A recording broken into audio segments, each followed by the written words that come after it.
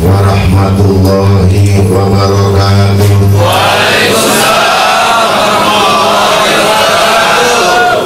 Alhamdulillah, alhamdulillahi rabbil alamin, ni'amillahi wa ifdalih wa qudratih wa iradatih wa nusratih wal izatih wal burhanih wassalatu wassalam ala sayyidina wa nabiyina wa maulana Muhammadin wal anbiya'i wal mursalin wa ala alihi wa sahbihi ajma'in. Asyhadu an la ilaha illallah wahdahu la syarika lah, Rabbul masyariq wal magharib, wa asyhadu anna sayyidana wa nabiyana Muhammadan abduhu wa rasuluh, sahibul mu'jizat wal ayat wal kalimat wal ijabati doa wa ala alihi wa sahbihi wa man wala. Amma ba'd. Qala Allah ta'ala fi kitabil aziz, bismillahirrahmanirrahim, kullu nafsun dha'iqatul maut.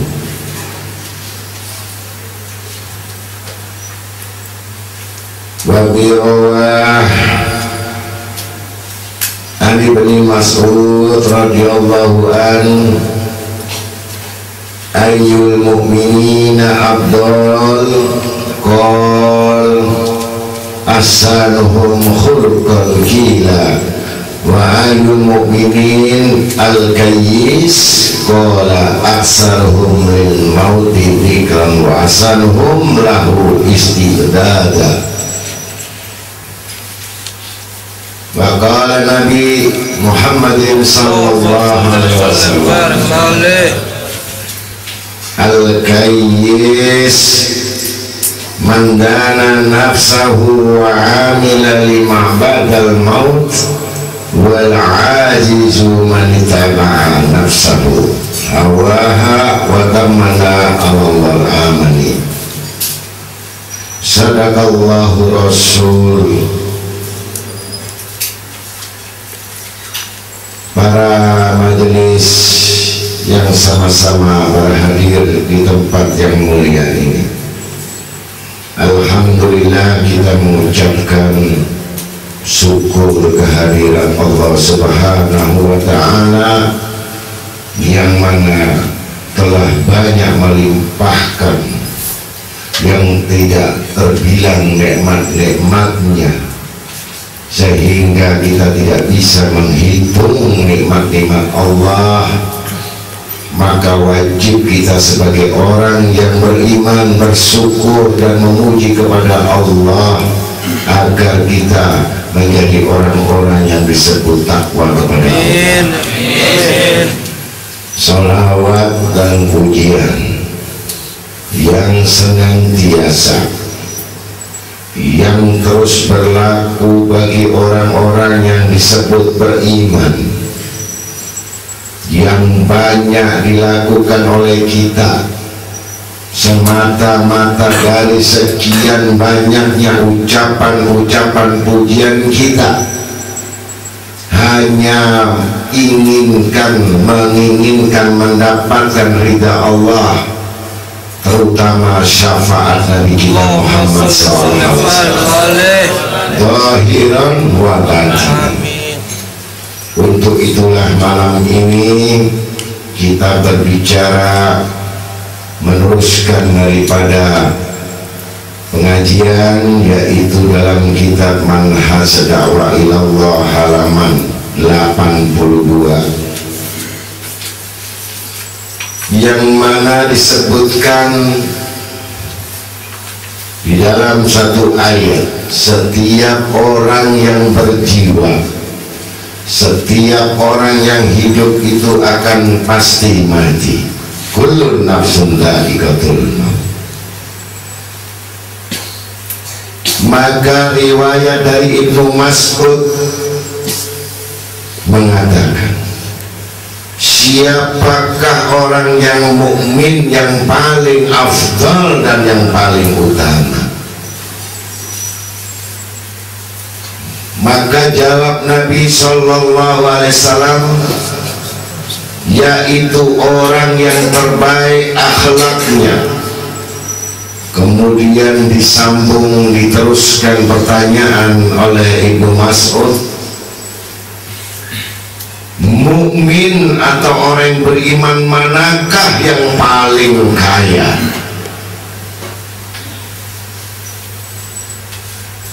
Maka dijawab oleh Nabi Muhammad SAW,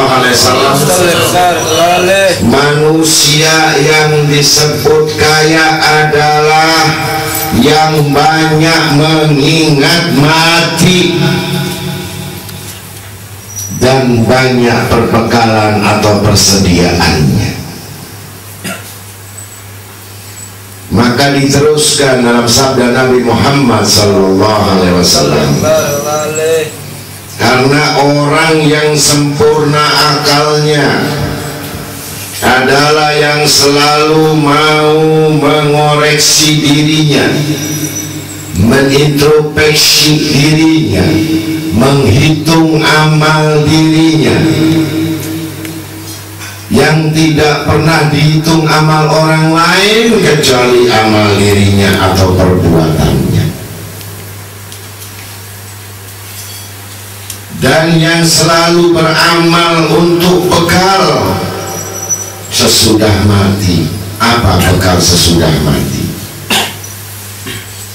Yaitu amal-amal saleh, ilmu yang manfaat, perbuatan yang baik, akhlak yang baik, yang selalu menimbulkan cintanya Allah kepada kita dan cintanya malaikat kepada kita, sampai baginda kita senang hatinya gembira melihat umatnya yang berbuat taat. Sedangkan orang-orang yang bodoh adalah yang hanya menuruti keinginan daripada hawa nafsunya dan mengharap, terlalu banyak mengharap dengan pengampunan. Wa tamanna 'alallahu aman, tetapi tidak mau melakukan perbuatan amal minta ampun. Maka dalam riwayat Sakit bin Ibrahim radhiyallahu anhu berkata, mereka mengakui sebagai hamba Allah, tetapi perbuatannya seperti orang yang tidak beragama atau liar, atau orang yang pura-pura tidak mengerti. Yang kedua, mereka mengaku dan percaya Allah menjamin rezeki, tetapi hati mereka tidak pernah tenang bila tidak ada kekayaan di tangannya. Kemarin sudah saya bahas, orang merasa senang dengan harta itu dinding sama Allah, di dinding.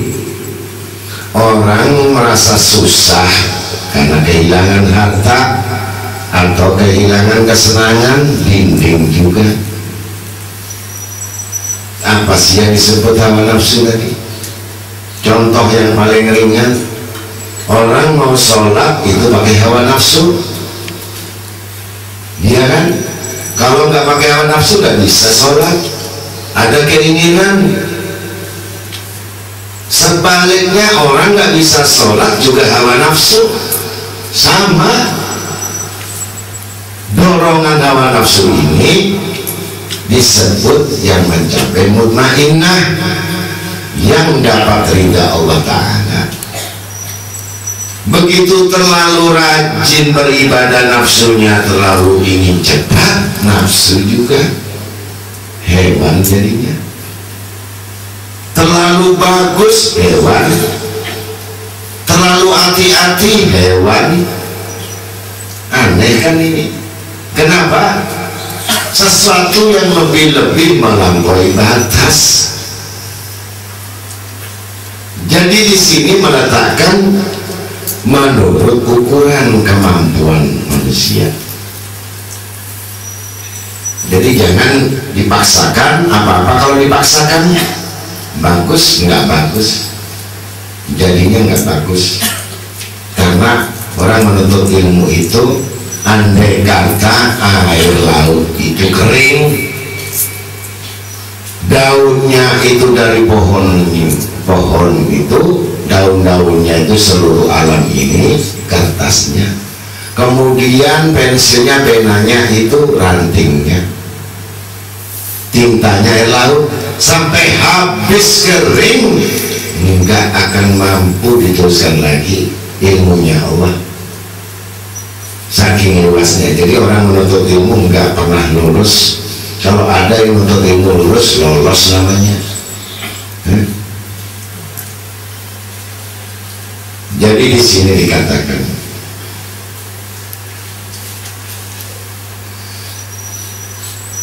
jadi kalau orang tenang, tidak pernah tenang. Tenang itu artinya tawakal. Orang tawakal itu tenang. Satu, sabar.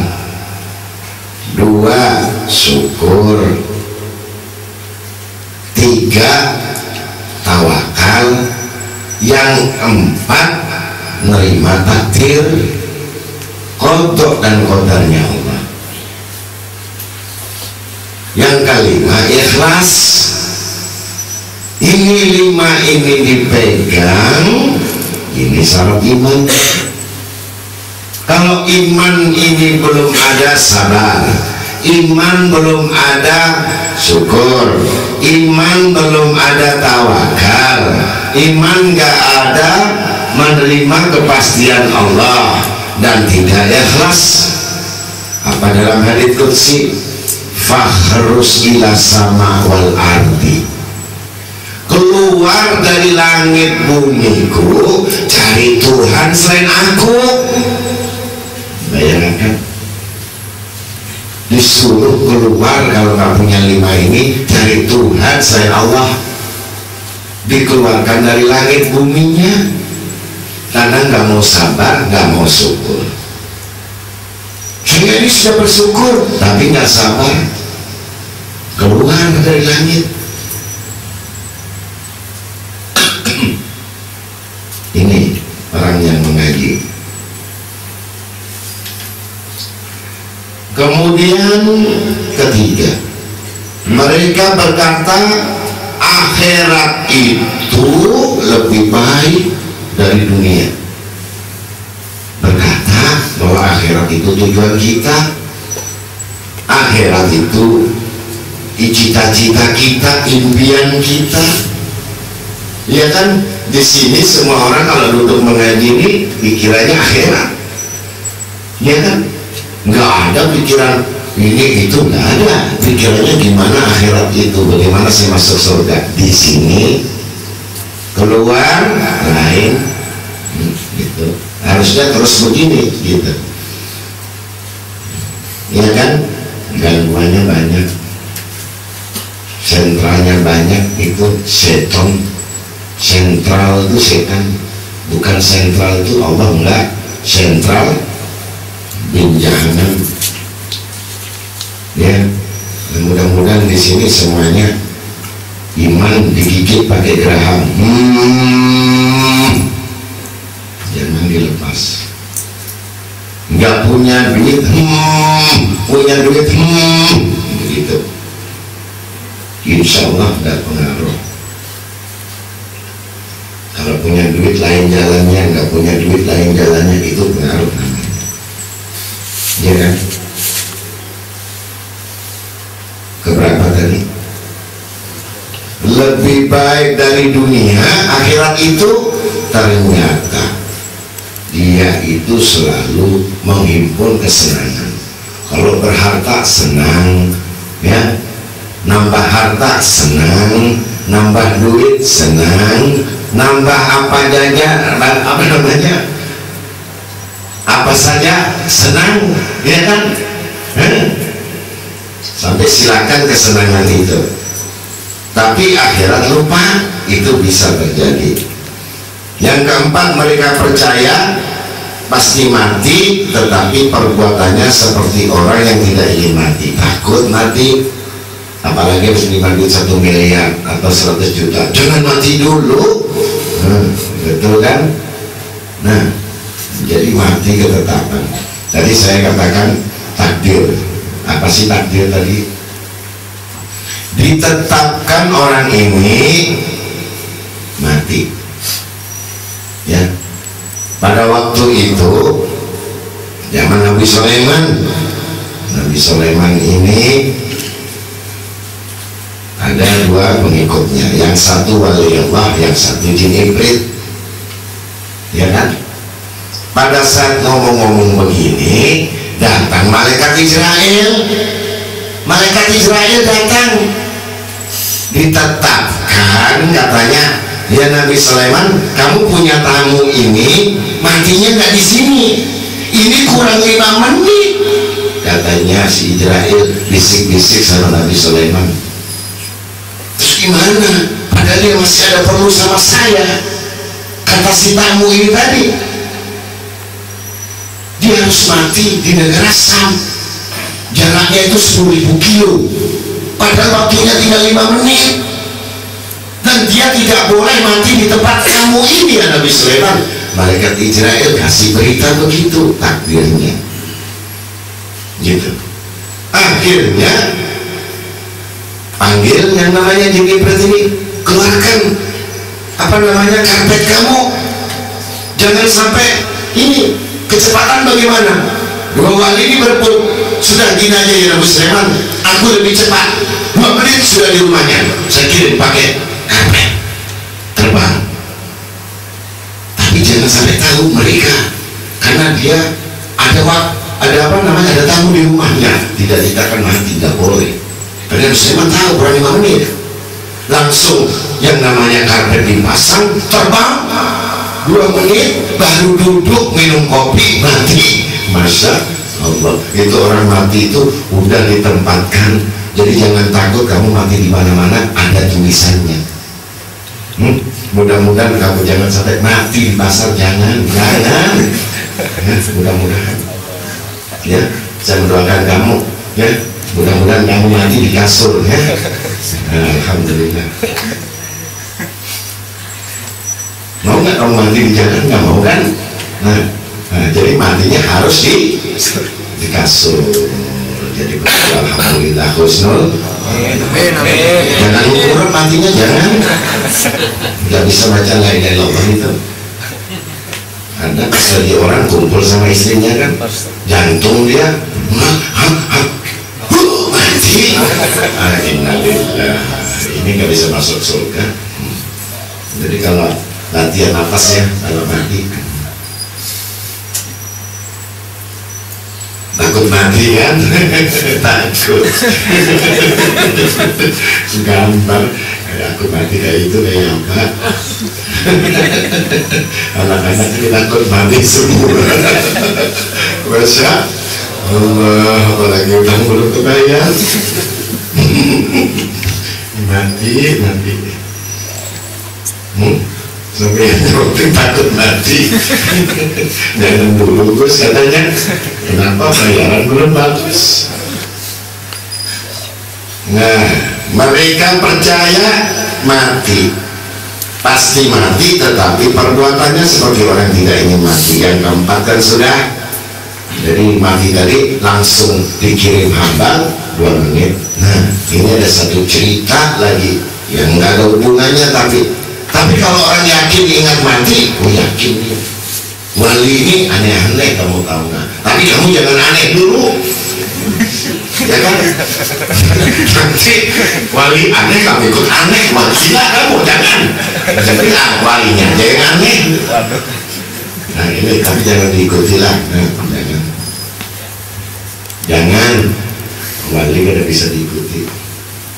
Di mana satu wali itu datang kepada satu raja, yang mana raja itu besar, kaya sekali, ya, kaya sekali. Waktu itu anaknya 2 ini berlabuh di luar negeri, ya, nggak pulang 2 anak. Akhirnya wali ini bertamu sama raja ini, tahu lah si raja mau dapat musibah. Datang dia, Assalamualaikum ya Syekh Sultan, saya datang menghadap. Melihat itu ada satu hambal Turki yang bagus Turki, mahal itu pada waktu itu. Zaman dulu itu udah paling lebih mahal daripada dipan, lebih mahal dari kursi, karena dulu memang dari wool Turkinya itu, apa namanya, wool dari Turki. Akhirnya si wali ngomong, ini Tuhan beli di mana? Wah, ini pesanan luar negeri dari Turki, nggak bisa dibeli ini, ya. Dan stok ini cuma tinggal 2 untuk saya. Udah tahu si raja ini, udah merasa kalau ada yang tanya berarti mau minta kan, ya kan? Nah, jadi jangan nggak perasaan kamu kalau masa Gus tanya, aduh jam kamu bagus, lepas saja, jangan bilang ini jamnya cuma terakhir, jangan. Itu kalau kamu dapat sindiran itu. Tapi kalau anak-anak dari sindir tetap aja, ya kan? Disindir lah, berangkat tahu aja. Padahal dia Masya Allah, habis kayak apa? Mau diberikan sayang, ya kan? Dibuang sayang, diberikan eman. Lebih baik udah nggak tanya aja. Masya Allah, ini wali tadi. Itu bagus karpet itu. Akhirnya si raja ini mengatakan bahwa ini nggak ada lainnya. Betul, nggak ada lainnya, nggak ada. Di rumah saya ada pengajian, yang mana hambanya sudah rusak. Pura-pura si wali ini, padahal nggak butuh sama karpet, nggak butuh. Akhirnya, baiklah, apa boleh saya ambil dua-duanya? Kata si raja ini, dia bilang, jangan, saya ini harta yang paling mahal, jangan. Katanya si raja ini, yang lainnya saja, jangan minta yang ini. Enggak, saya senang yang ini, katanya. Wali gangguin, kurang ajar kan. Tapi jangan ikut-ikut kamu, nanti pulang kartunya orang kamu bolong semua. Jangan, gila itu. Ini cerita, ya kan? Nanti kamu, saya lagi dari guru begitu suruh minta karpet orang diambilin semua, kalau nggak kamu nanti kelipat. Jangan, ya? Ini hati-hati. Ini banyak orang yang bodoh-bodohin guru ini. Saya aja nggak berani itu wali besar itu, ya kan? Kalau anak-anak ini bukan wali besar lagi, wali gundul sudah. Karena beraninya sangat berani. Akhirnya begitu nggak boleh, udah betul nggak boleh. Saya hanya minta satu permohonan, satu saja. Udah, nggak usah 2 kalau memang kamu keberatan. Ya kan? Ditanya, hei Sultan, hei Raja, takutkah kamu mati? Saya takut mati, ya Syekh. Seberat apakah yang kami ambil dengan nyawa kamu yang diambil? berat nyawa ya sih.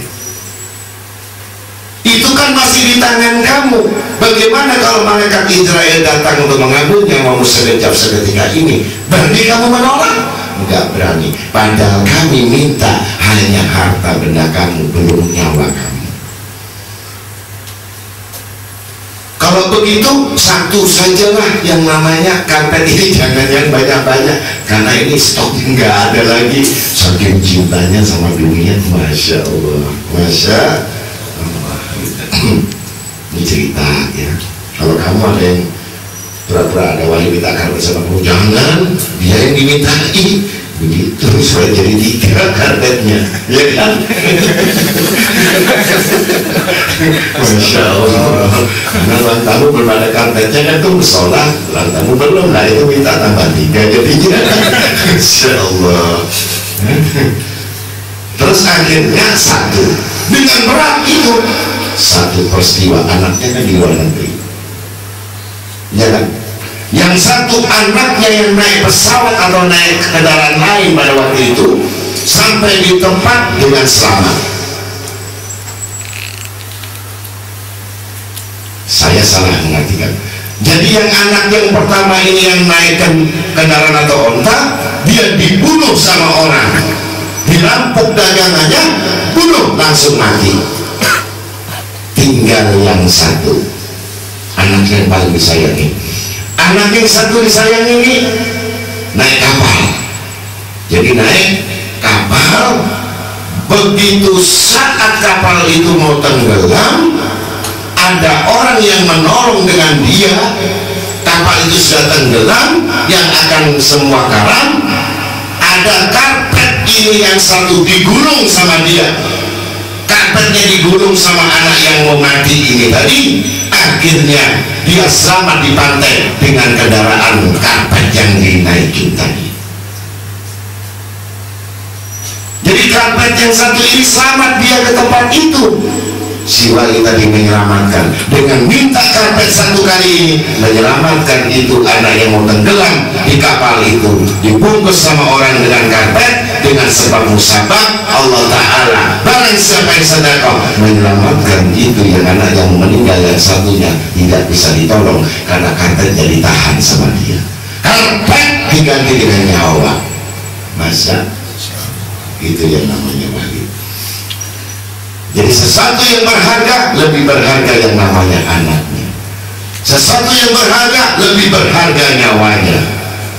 Begitu ilmu. Akhirnya mengetahui si raja ini tadi menyesal, kenapa nggak saya berikan aja, tapi anak saya bisa selamat dua-duanya. Kata si raja, sudah terjadi.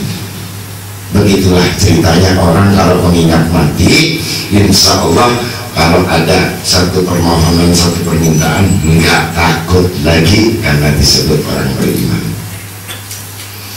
Itu sejarah. Ya, mudah-mudahan satu aulia itu merupakan satu contoh bahwa sesuatu yang diberikan dengan kata-kata hikmah dan minta itu pasti menyakitkan di dalam itu, di dalam pengertianmu, tapi lebih menyakitkan kalau kamu tidak memberinya. Masya Allah. Mudah-mudahan itu banyak sudah kita ajarkan, tapi nggak ada yang mengambil apa namanya karpet Turki, nggak ada. Ada karpet temblongan. Turki mahal. Kalau ini kan temblongan lumayan daripada nggak ada. Yang membuat aku tertawa, menurut riwayat Abi Dar Salman Al-Farisi, 3 perkara yang membuat aku tertawa dan 3 perkara yang membuat aku selalu menangis. Yang membuat aku tertawa, banyaknya manusia atau orang-orang yang banyak panjang angan-angannya, ulul amal, banyak angan-angan. Andai kata aku jadi presiden, banyak. Andai kata aku jadi apa, jadi-jadian, banyak. Yang lucu kan, yang lucu apa, dia belum kaya, dia ngomong saya sudah kaya. Belum, dia sudah ngomong kaya dulu, belum kaya. Terus ngomong lagi kan, murid kita ini Kamu ngaji apa? Oh, tasawuf, saya di guru kami. Apa sih artinya tasawuf? Nggak ngerti. Tasawuf apa nggak ngerti? Aneh kan? Ditanya lagi, dapat ilmu apa kamu? Cuma suruh bakar garut. Masuk dari kipas ini. Iya kan? Nggak apa-apa, tapi itu kan sudah alhamdulillah, daripada nggak bisa ngipasi kan.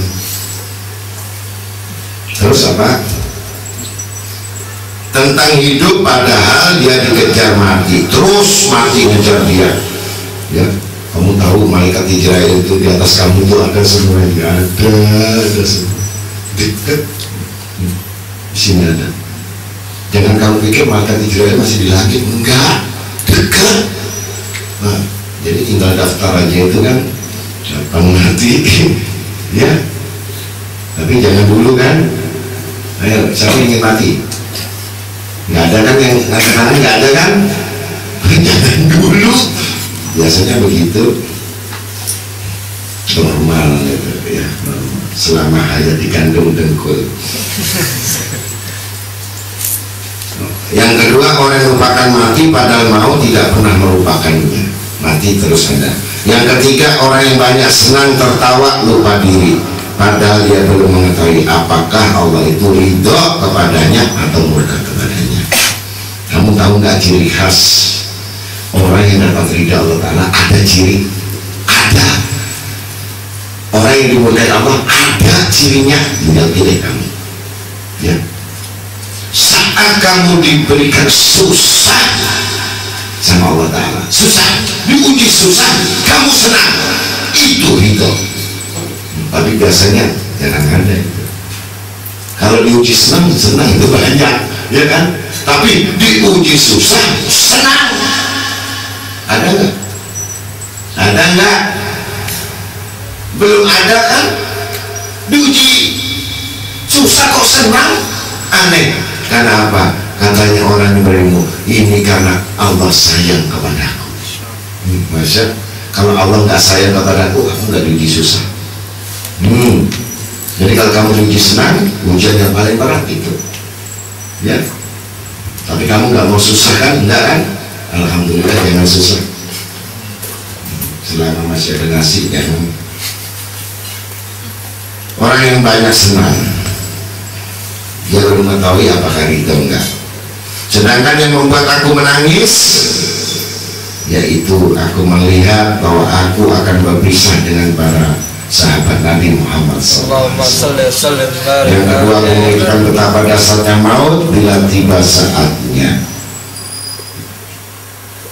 Sedih itu kalau mati itu, ya kan nggak ada orang mau mati senang, nggak ada. Minimal ya, apa nasibnya anakku ya. Apalagi lihat istrinya masih muda, ya Allah nanti kawin sama siapa ya. Macam-macam, ya kan. Nah, terus kalau punya rumahku nanti diambil siapa ya.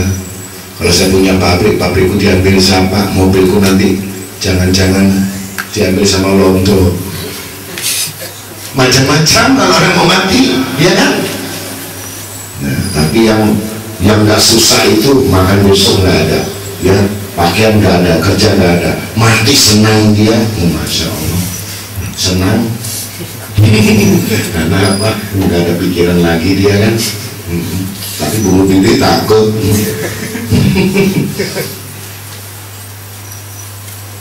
Bagaimana kalau aku berhadapan dengan Allah yang ketiga? Akan dikemanakan aku? Apakah di surga atau neraka? Dia nggak tahu. Itu sedih. Dalam riwayat lain, Sayyidina Ibrahim Adham ketika ditanya, mengapa engkau tidak menangis atau tidak mengajar? Bukan menangis, tidak mengajar. Jadi kalau orang tasawuf itu nggak mengajar lagi, enggak. Tak kasih tahu kamu, nggak mau. Orang kalau sudah masuk sufi itu udah sibuk dirinya, nggak mau dia mengajar. Ya kan? Karena apa? Udah nggak mau apa itu.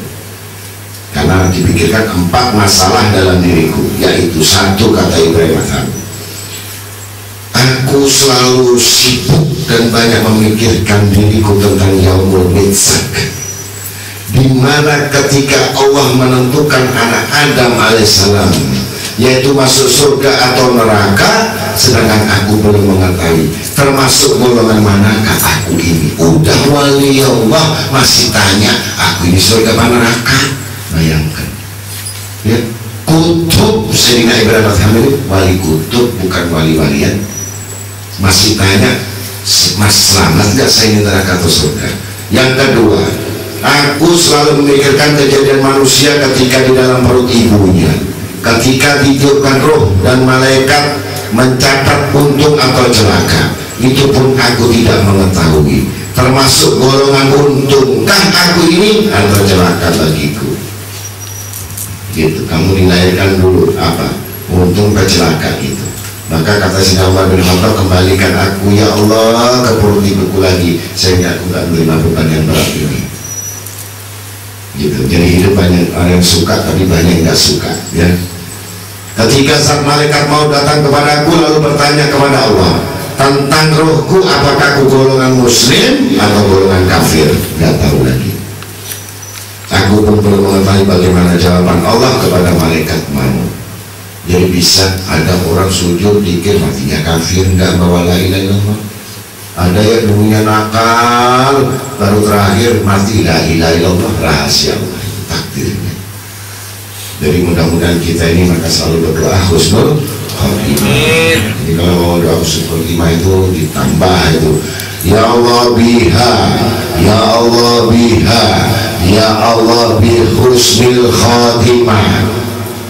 Gitu mau sebelum doa lainnya ya. Jadi ya Allah biha, ya Allah biha, ya Allah bi husnul khotimah. Ya Allah berikan aku mati akhir hayat yang baik dengan menyebut la ilaha illallah Muhammad Rasulullah SAW. Kemudian dengan ayat yang keempat, yaumal ajwal mujrimun, dan berpisahlah kamu hari ini hai orang-orang yang durhaka. Itu Yasin, surat Yasin 89. Itu pun aku belum mengetahui golongan manakah aku ini, mukmin atau durhaka. 1 menit bisa durhaka, 1 jam beriman, 1 menit durhaka bisa. Pas durhaka mati, masya Allah, naudzubillah min dzalik. Karena sabda Allah Ta'ala, firman Allah Ta'ala, innaka mayitun wa innahum mayitun. Engkau akan mati dan mereka semua juga akan mati. Gak ada yang hidup lagi kalau sudah Allah Ta'ala menghendaki. Maka disebutkan lagi, qala yanfa'akum al-firaru min fararatum minal maut wal qatli. Katakanlah tidak akan berguna bagimu dari lari menghindarkan maut jika kamu lari dan mati atau berperang. Karena dengan demikian keadaannya maka kewajiban seorang muslim harus siap benar untuk menghadapi maut sebelum tiba saatnya. Jadi ngaji ini untuk bekal mati ya. Kalau ngaji seminggu, 2 minggu enggak, 3 bulan ngaji, 1 minggu enggak, enggak bisa mati. Enggak bisa mati itu. Karena apa? Masih ada waktu ngaji lagi kan.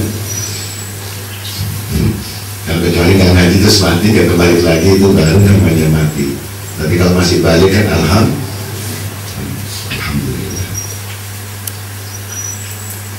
Kemudian fatamannawul mauta in kuntum shadiqin wa qala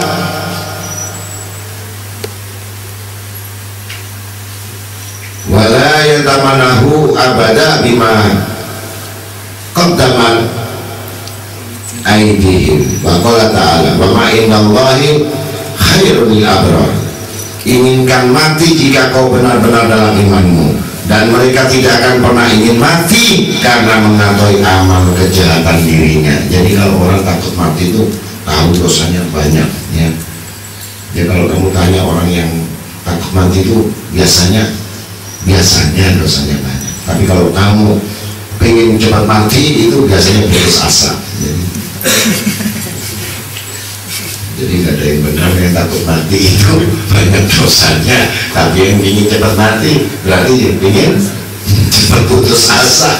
daripada hidup kayak begini terus nasib jadi apa, mati ya Allah, itu namanya putus asa.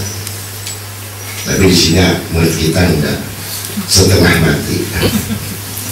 Kadang kalau umat ingat mati, kalau umat lagi ingin hidup, jadi namanya apa namanya, anget-anget kuku. Artinya senang panas dingin, ya kan? Senang. Kalau lagi panas ingin dingin, kalau lagi dingin ingin panas, artinya panas dingin. Rezekinya kadang ada, kadang enggak ada.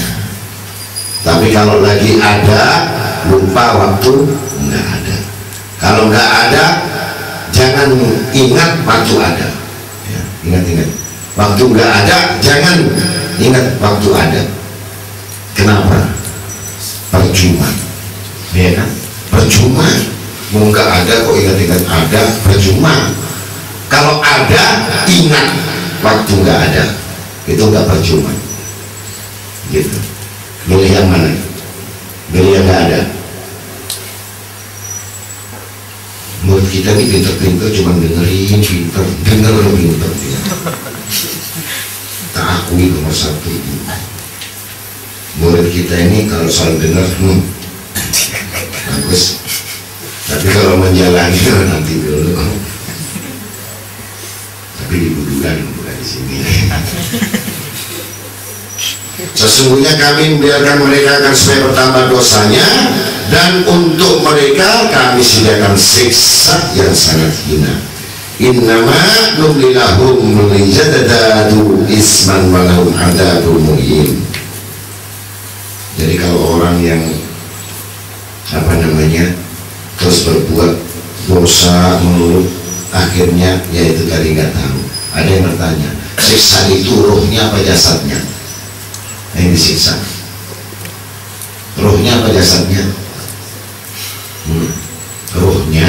Kalau jasadnya hancur tapi rohnya hidup terus selamanya. Roh itu nggak pernah muda, nggak pernah tua, hidup terus. Tapi bisa disambung dengan daging tulang. Jadi bukannya jasad yang ada ini dikembalikan, enggak. Ada model baru, jasad yang baru lagi. Mudah bagi Allah. Kemudian kalau Nabi ahibullah liman yagadukum bihi min ni'amiha wa ni'amihi wa ahibuni lihubbillah.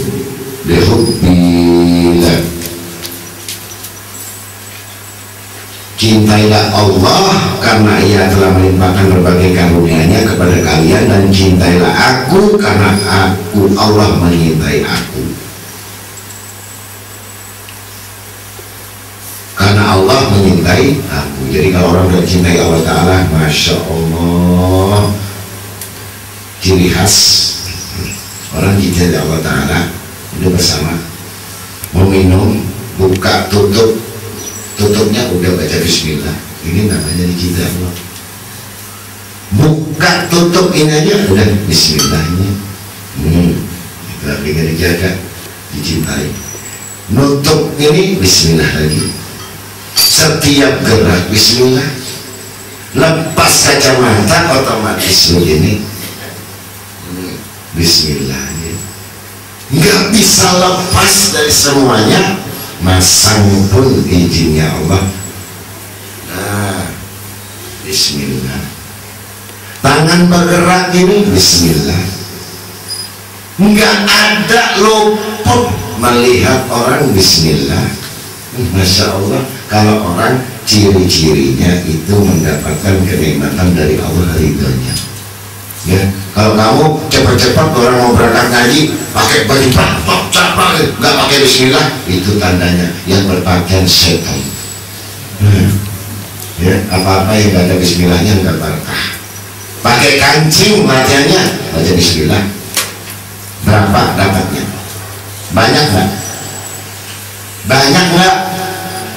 Itu begitu kamu baca bismillah, Allah Ta'ala turunkan doa kamu, dikabulkan, untung kamu. Itu aja ilmu dipelajari, nggak usah banyak-banyak, duduk baca bis. Tadi duduk baca bismillah, Enggak. Saya lihat semua enggak ada yang baca. Jadi duduknya siapa ini tadi kalau enggak ada bismillah? Nah itu hati-hati. Jadi berdiri juga baca bismillah. Yang latihan ya. Nanti itu ada ayat yang lain karena ini mengingat mati. Jadi itu ridhonya Allah Ta'ala. Kemudian kalau Nabi Muhammad SAW, la yu'minun ahadukum hatta yakun Allahu wa rasuluhu ahabba ilaihi mimma siwahuma. Apa kata Nabi, sabda Nabi Muhammad SAW, tidak sempurna iman di antara kalian sampai yang menyintai Allah dan Rasulnya lebih dari yang lain-lainnya. Jadi kalau cinta Allah dan Rasulnya lebih dari yang lain-lainnya. Jangan yang kelihatan aja dicintai, Rasul nggak kelihatan, ya. Buktinya siapa yang tidur di majelis taklim ini waktu pengajian dosanya sama dengan yang ngantuk ini. Alhamdulillah udah dikasih tahu, tetap aja setannya ini, ya kan? Dua syaitan bin iblis di jahanam. Bayangkan nggak ada binnya lagi. Jadi kalau kamu bersama dia berarti bin.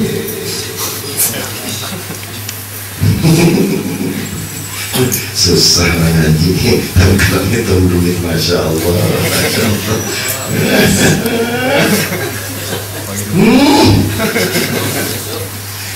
Apalagi kalau ini yang nggak punya uang 1 juta, senangnya kamu sampai subuh kuat, insya Allah kuat. Hidupnya terus nggak peduli, yang penting udah dapat 1 juta. Itu koneksi. Dari sini Hasan Basri berkata, pada suatu hari Rasulullah SAW mendatangi sahabat-sahabatnya lalu bertanya, apakah kalian mau didatangkan dari buta? Saat itu buta dan dapat melihat. Katailah, sesungguhnya orang yang menggemari, yang selalu memburu dunia, yang hubud dunia, yang selalu mengandalkan dunia, yang selalu mengandalkan hartanya, yang selalu mengandalkan pekerjaannya, yang selalu mengandalkan kehebatannya, yang selalu mengandalkan kelebihannya, yang selalu mengandalkan keutamaan-keutamaan itu berupa rupiah, dinamakan hubud dunia. Dan yang selalu banyak angan-angan, panjang angan-angannya pada dunia ini, niscaya kelak akan dibutakan oleh Allah hatinya. Masya Allah. Sebaliknya dia zuhud terhadap dunia, artinya kamu memiliki mobil silakan, sampai tank sekalipun nggak apa-apa, kamu punya rumah kolam renang di atas kepala kamu nggak apa-apa, sampai kekayaan kamu nggak apa-apa, semua nggak apa-apa, tapi kamu tahu itu laibun walahun, permainan, ya. Tidak terkejut atau mengherani, enggak, itu enggak diherani. Karena apa? Lebih heran lagi dia kalau sudah diberikan itu tidak bersyukur sama Allah, itu lebih heran. Dia akan mendapatkan juga ilmu dari Allah karena dia tidak menyintainya.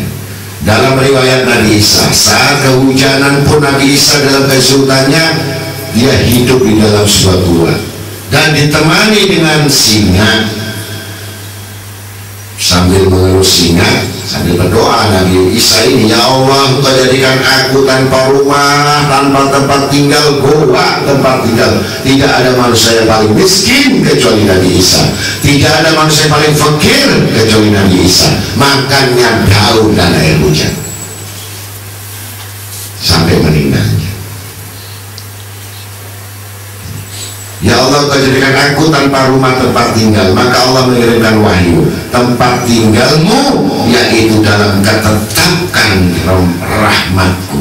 Jadi tempat tinggal Nabi Isa ini adalah rahmatnya Allah yang membuat kaya hatinya, yang membuat kaya pikirannya, karena rahmatnya sudah membentuk di dalam jiwanya. pertolongannya, yaitu sampai pada hari kiamat.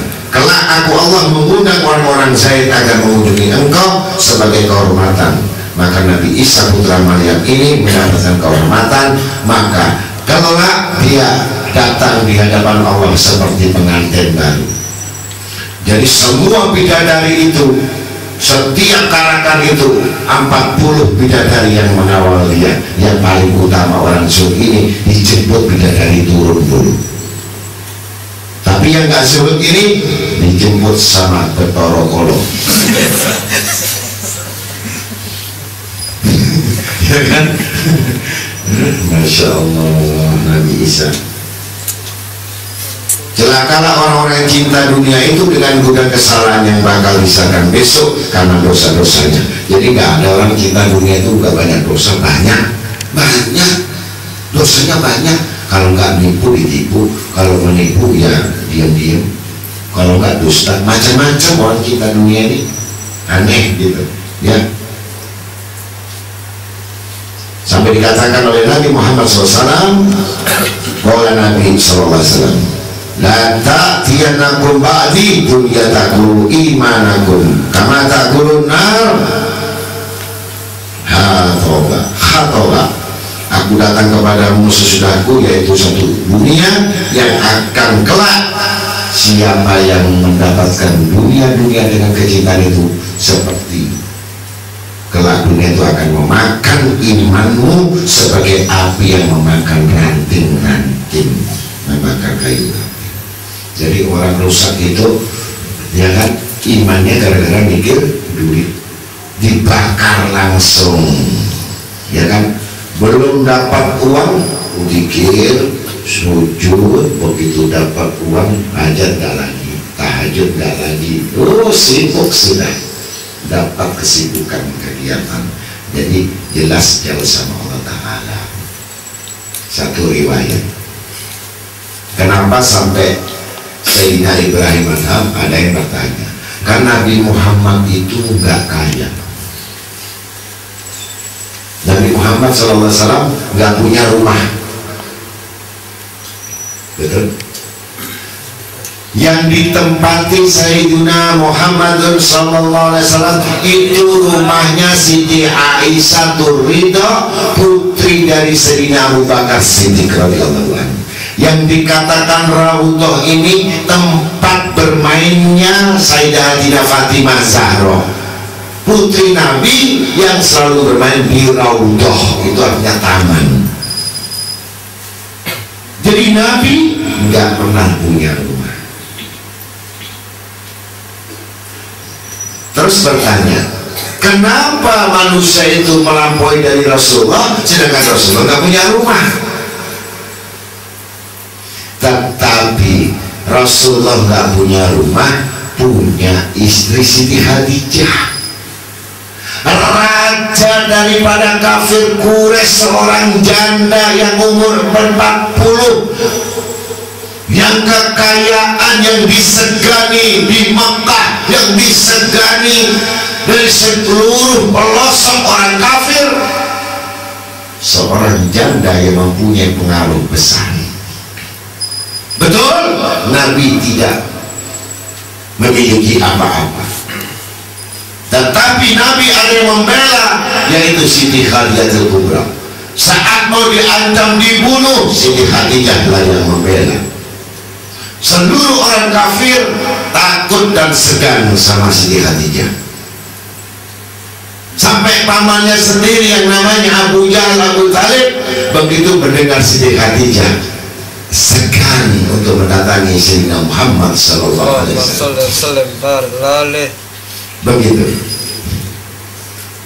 banyaknya orang-orang yang mendapatkan segala sesuatu nilai-nilai ini, yang didapatkan sesuatu anugerah. Tapi apa yang terjadi? Masih adakah Siti Khadijah itu di akhir zaman? Masih adakah Sayyidina Abu Bakar Siddiq itu di akhir zaman? Masih adakah Sayyidina Umar itu di akhir zaman? Masih adakah orang-orang membela agama Allah ini di akhir zaman?